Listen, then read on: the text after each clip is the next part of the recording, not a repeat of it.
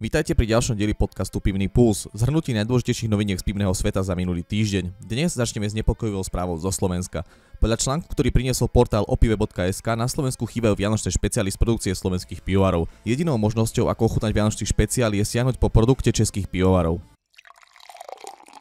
Do degustačnej súťaže Zlatý pohár Pivex Pivo 2024 prihlásilo 9 priemyselných pivovarov 42 značiek pív, ktoré budú porodcovia hodnotiť v 5 kategóriách. Druhé kolo hodnotenia fľaškových pív sa uskutoční vo februári budúceho roka. Jednokolová súťaž sudových pív Zlatý súdok Pivex 2024 a Zlatý pohár špeciál Pivex 2024 sa uskutočnia v apríli budúceho roka, kedy budú tiež vyhlásené výsledky. Rovnako ako v predchádzajúcich ročníkoch súťaže je najviac zoriek v kategórii Svetlý ležiak, kam pivovári prihlásili 16 značiek. Svojich zástupcov majú okrem iného minuloročný víťaz Zubr, Staroprameň, Starobrno, Litovel alebo Holba.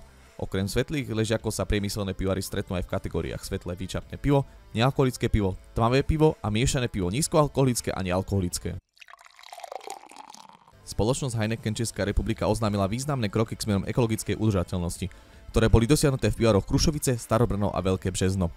Pivovári v roku 2023 implementovali nové technológie, ktoré majú významný pozitívny dopad na životné prostredie a zapadajú do celkovej stratégie Heinekenu.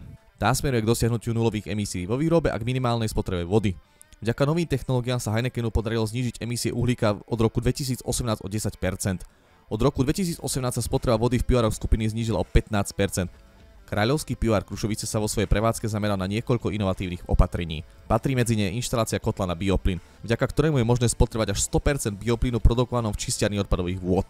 Ďalšou zavedenou technológiou je meranie kyslíka na napájacej nádrži, vďaka ktorému sa dá vyhnúť zbytočnému preventívnemu vareniu vody pri odstraňovaní rozpustných plynov. Rozšírením vodojemu čerpá pivovár rovnaké množstvo vody s menším prietokom, takže menej zaťažuje podzemnú vodu. Samozrejmosťou je implementácia úsporného LED osvetlenia v strojovni. V pivovare Starobrno boli tepelné ohrievače stáčiarne fľaškovej linky nahradené elektrickými, ktoré využívajú iba zelenú elektrínu. Nižšiu spotrebu energie zaručí aj zníženie teploty lúhovej sanitácie vo varni na 60 stupňov, čo znamená efektívne procesy pri nižšej spotrebe energie. K úsporám vody prispieva rekuperácia horúcej oplachovej vody v stáčiarni sudov. Pivovár Veľké Březno investoval do nového parného kotla, ktorý má oproti starému až o 20% nižšiu spotrebu zemného plynu. Boli zavedené opatrenia, ktoré znižujú spotrebu tepla a teda aj uhlíkovú stopu. Ide o rekuperáciu brídových pár, vďaka ktorej klesne spotreba pary na varni. Na vykurovanie budov novo slúžia tepelné čerpadlá, ktoré sú v súčasnej dobe v skúšovnej prevádzke. Súčasťou globálnej stratégie Brew and Better World spoločnosti Heineken je okrem iného dosiahnutie nulových emisí vo výrobe a zníženie spotreby vody, nevyhnutné na výrobu piva na 2,9 hektolitra do roku 2030. Spomínané inovácie predstavujú významný krok smerom k dosiahnutiu tohto cieľa. Dobré časy prostredníctvom svojho Facebooku informovali o pivnej novinke EPA 14 stupňová z nášho pivovaru Good Times Brewery. Ide o vrchne kvasené 14 stupňové nepasterizované nefiltrované polotmavé pivo. Ako už názov napovedá, jedná sa o English Pale Ale, čiže o Pale Ale anglického typu. Toto pivko má vyššiu horkosť ako bežné pivka s vyváženou chmeľovou a sladovou chuťou. Vyššia horkosť je docielená vyšším chmelením. EPA má nižší obsah CO2 ako bežné pivka.